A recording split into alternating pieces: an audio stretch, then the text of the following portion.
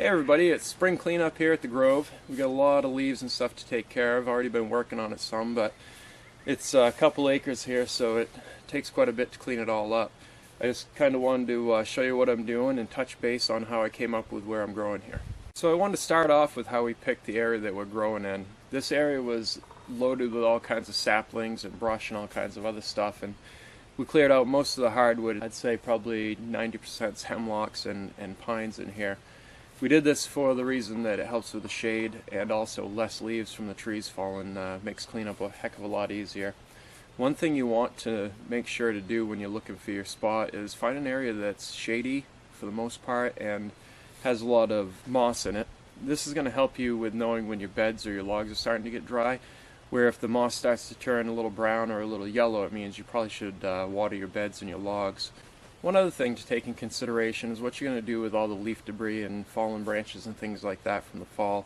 We always try to make sure that we have a compost pile just for that. We'll have them in each end of the grove here and other points where it makes it easy to rake the debris up into.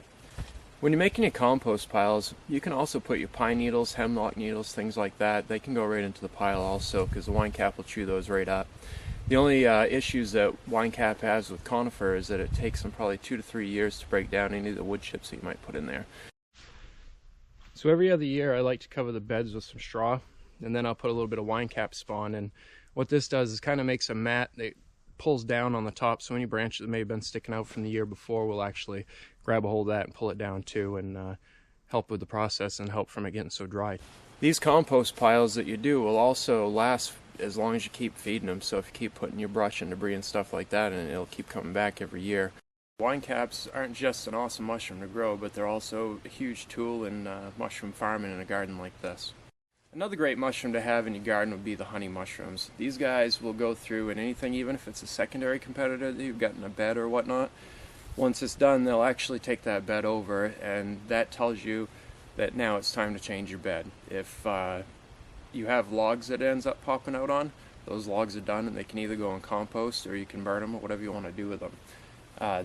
We kind of were a little nervous when we first brought it into the grove. We had some at the back side, so we took some of the mycelium from it and put it on other stumps. And what ended up happening is it had little veins running through different root systems, things like that, so it popped up in different areas. And like I said, it started taking over everything that was past due. So I hope this video has helped you on your way to get going on your own gardens and what to expect with compost and how to take care of it. If you have any questions or anything like that, toss them in the comments and I'll make sure to get to them as soon as I can. And until the next time, please like, subscribe, and see you on the next one.